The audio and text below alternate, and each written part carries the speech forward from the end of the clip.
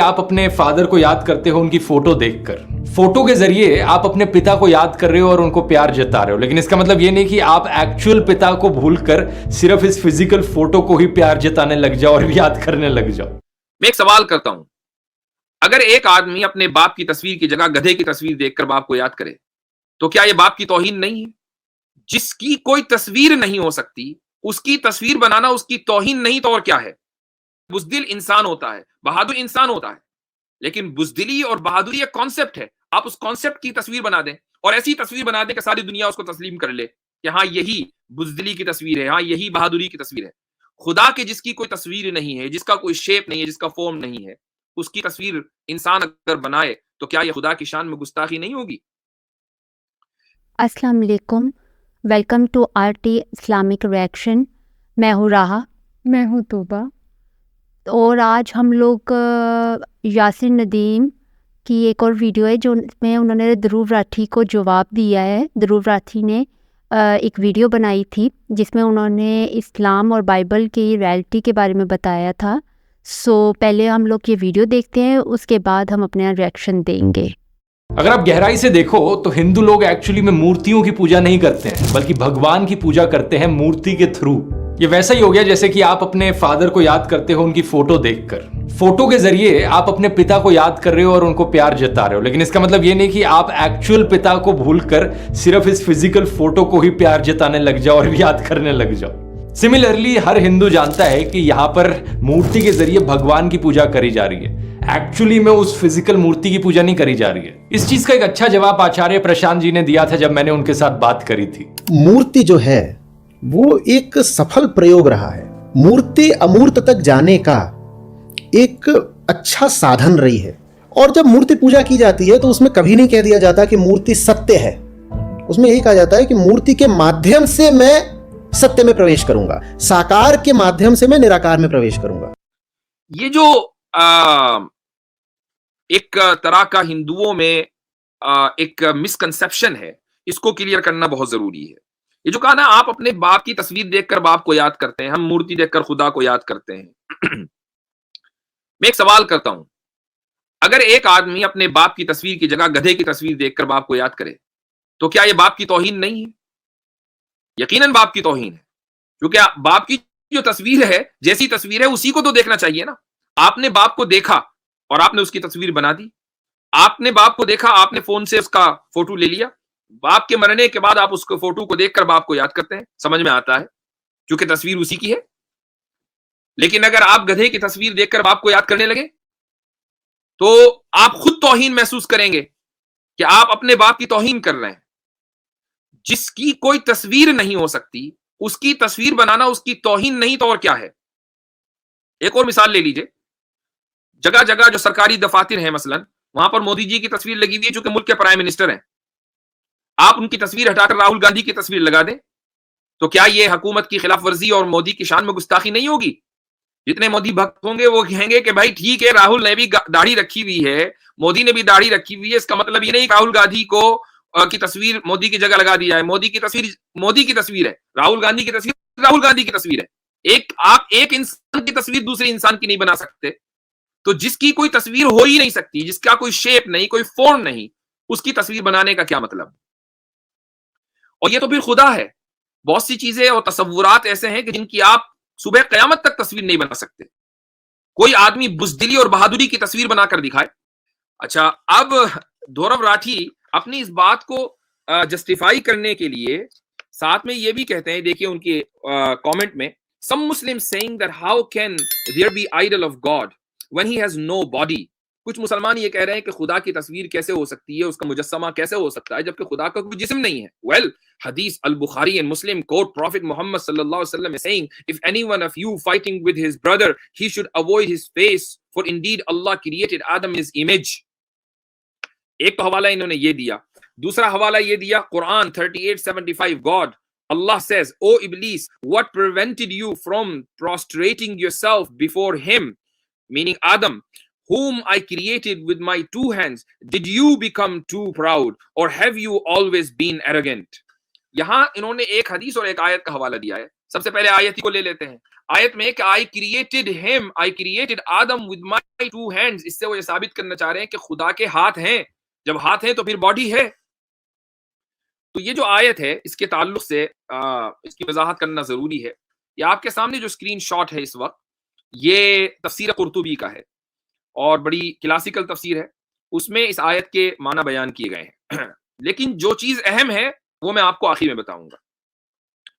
تو امام قرطبی یہ کہتے ہیں کہ اللہ سبحانہ و تعالی یہاں سے دیکھ سکتے ہیں فخاطب الناس بما يعرفونه في تعاملهم. اللہ تعالیٰ لوگوں سے اس انداز میں بات کرتا ہے جس انداز کو وہ جانتے اور سمجھتے ہیں. اب مثلا آپ اگر سی پلس لینگویج میں لوگوں سے بات کرنے لگیں یا مثلا پائتھن لینگویج میں آپ لوگوں سے بات کرنے لگیں جس کو صرف آئی ٹی اسپیشلسٹ سمجھتے ہیں, میں نہیں سمجھتا, ایک عام آدمی نہیں سمجھتا, تو ہمیں تو کچھ بھی پلے نہیں پڑے گا کہ کیا بات ہو رہی ہے. لیکن اگر ہم سے بات ہمارے انداز میں ہو, پھر لینگویج کوئی بھی ہو, ہم ترجمہ کر کے بھی سمجھ سکتے ہیں, تبھی تو بات سمجھ میں آئے گی. آگے کہتے ہیں امام قرطبی فَإِنَّ الرَّئِيسَ مِنَ الْمَخْلُوقِينَ لَا يُبَاشِرُ شَيْئًا بِيَدِهِ إِلَّا عَلَى سَبِيلِ الْإِعْظَامِ وَالتَّكَرُّمِ. کہ جو سب سے بڑا انسان ہوتا ہے, جو سب سے بڑی مخلوق ہے, مخلوق کی بات ہو رہی ہے, اگر وہ کوئی کام اپنے ہاتھ سے کرے تو اس کے ہاتھ اپنے ہاتھ سے کرنے کا مطلب یہ کہ اس نے اس چیز کو اہمیت دی, عزت دی. مثلا آپ یہ کہیں بادشاہ سلامت نے اپنے ہاتھ سے کھانا کھلایا, تو ہاتھ سے کھانا کھلانے کا کیا مطلب ہے کہ سامنے والے کو اتنی عزت دی اور اس کا اتنا احترام کیا کہ اپنے ہاتھ سے کھانا کھلایا. اس میں احترام اور عزت کا پہلو شامل ہے. تو اسی معنی میں ید یعنی ہاتھ کا لفظ قرآن کریم میں آیا ہے. فذکر الید ہنا بمعنی ھذا, کہ آدم علیہ الصلوۃ والسلام کو چونکہ اشرف المخلوقات کا جد امجد بنایا ہے, انسان کو اشرف المخلوقات بنایا, اس لیے لفظ ید کا ذکر قرآن کریم میں ہے کہ آدم علیہ الصلوۃ والسلام کو میں نے اپنے ہاتھ سے بنایا. یعنی اتنے احترام اور ان کو دیا اور اتنی عزت دی اور تم ان کے سامنے نہیں جھک رہے ہو. یہ آیت کا مطلب ہے. آگے مجاہد کہتے ہیں, مجاہد بہت مشہور مفسر و تابعی ہیں, وہ یہ کہتے ہیں الید ھا ھنا بمعنی التأکد والصلہ, کہ ید کا یعنی ہاتھ کے جو معنی اس آیت میں ہے وہ ایمفسائز کے لیے ہیں. اس کے معنی یہ ہے کہ میں نے ہی بنایا, لما خلقت انا, میں نے ہی آدم علیہ الصلوۃ والسلام کو بنایا, کسی اور نے نہیں بنایا. جب میں نے ہی بنایا تو اے شیطان تیری ہمت کیسے ہوئی کہ تو ایروگینس اور تکبر اختیار کرے. آگے اگلی لائن میں لکھا ہوا ہے وقیل التشبیہ فی الید فی خلق اللہ تعالی دلیل علی انہ لیس بمعنى النعمة والقوة والقدرة وانما ہما صفتان من صفات ذاتہ تعالی. یہ ایک اور اپروچ ہے جو اہل سنت والجماعت میں ہے, وہ یہ کہ ید کے معنی یہاں پر نعمت یا قدرت کے نہیں ہے, بلکہ ید ایک صفت ہے خدا کی, ایک کوالٹی ہے, اور وہ کوالٹی کیسی ہے, اس کی حقیقت کیا ہے, یہ دنیا کو نہیں معلوم. ایک اور اوپینین وقیل اراد بالید القدرہ, ید سے مراد یہاں پر قدرت ہے, یعنی خدا یہ کہہ رہا ہے میں نے اپنی قدرت سے بنایا. کہا جاتا ہے عربی زبان میں یہ کہاوت ہے ما لی بہذا الامر یدن, مجھے اس کام کے کرنے پر کوئی قدرت نہیں ہے. یدن کا لفظ, ہاتھ کا لفظ عربی کہاوت میں استعمال ہوا. ایک اور شعر کا ایک ٹکڑا ہے جو امام قرطبی پیش کر رہے ہیں, وہ کہہ رہے ہیں وما لی بالحمل الثقیل یدانی, اس بوجھ کو اٹھانے کے میرے پاس ہاتھ نہیں ہے. ایک آدمی جس کے ہاتھ ہیں وہ یہ کہہ رہا ہے کہ میرے پاس ہاتھ نہیں ہے, یعنی میرے پاس اس بوجھ کو اٹھانے کی قدرت نہیں ہے. شاعر یہ کہتا ہے کہ تحملت, آخری لائن, تحملت من عفراء ما لیس لی به ولا للجبال الراسیات یدانی, کہ میں نے عفرا, اپنی محبوبہ کے تعلق سے کہہ رہا ہے کہ میں نے عفرا کے لیے ایسے ایسے بوجھ برداشت کیے کہ جو میری قدرت بلکہ پہاڑوں کی قدرت کے باہر تھے. وما للجبال الراسیات یدانی, یدان کا لفظ یعنی ہاتھوں کا لفظ پہاڑوں کے لیے استعمال ہوا, تو یہ عربی زبان میں کامن ہے. اسی اعتبار سے قرآن کریم کے اندر بھی ید کا لفظ اللہ سبحانہ و تعالیٰ کے لیے استعمال ہوا ہے. اسی طریقے سے سورت کا لفظ صفت کے لیے استعمال ہوتا ہے, کہ اللہ سبحانہ و تعالیٰ حدیث میں جو آیا کہ آدم کو اللہ نے اپنی صورت پر پیدا کیا, یعنی اللہ نے اپنی صفت کے اوپر پیدا کیا. جو صفات ہمارے اندر نوبل صفات ہیں وہ کہاں سے آئیں, وہ خدا کے پاس سے آئیں. تو اس سے ہرگز یہ ثابت نہیں ہوتا کہ خدا کی باڈی ہے.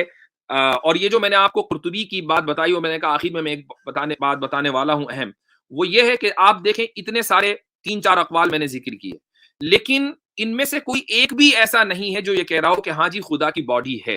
تو مسلمان اس بات پر متفق ہیں, علماء اس بات پر متفق ہیں, جو حدیث کو آپ سے زیادہ سمجھتے ہیں, جو قرآن کو آپ سے زیادہ سمجھتے ہیں, کہ خدا کی باڈی اور جسم نہیں ہو سکتا. چونکہ خدا خود ہی اس چیز کا اعلان کر رہا ہے. کیا اعلان کر رہا ہے؟ کہ لیس کمثلہ شیء، اس جیسی کوئی چیز ہے ہی نہیں.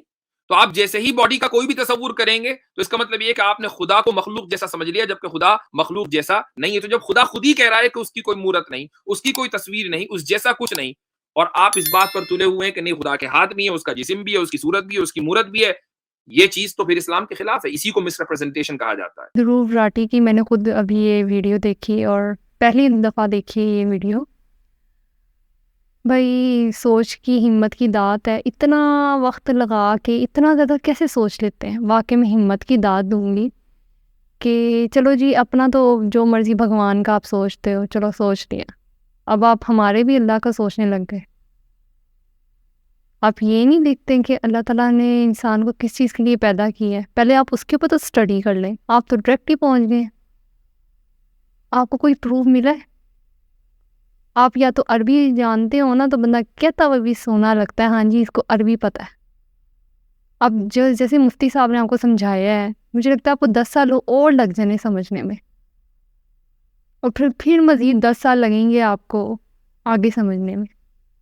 بھئی آپ نے تو آیتیں اور حدیث شریف آپ اٹھاتے ہیں، آپ پہلے خود تو سمجھا کریں. جب سارے ہمارے مولوی حضرات اور مفتی جب وہ سب ایک بات پہ متفق ہیں کہ اللہ کا جسم ہے ہی نہیں، وہ ایک نور ہے، آپ کو کوئی اور ٹاپک نہیں ملتا کمنٹ کے نیچے؟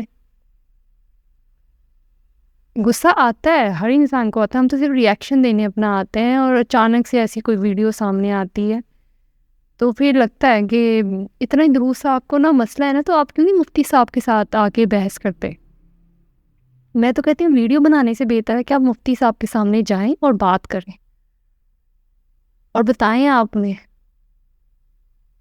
ویڈیو بنا کے ویوز لے لیتے ہیں اور کہتے ہیں جی بڑا کام کیا آج. آپ کیا کہیں گے؟ اسی کے ساتھ ہم لوگ آپ سے کہنا چاہیں گے کہ ہمارے چینل کو لائک کریں، سبسکرائب کریں اور شیئر کریں، اور کمنٹ باکس میں بتائیں کہ آپ اور کون کون سی ویڈیوز پہ ہمارے ریئیکشن دیکھنا چاہیں گے. اسی کے ساتھ ہم آپ سے اجازت چاہیں گے.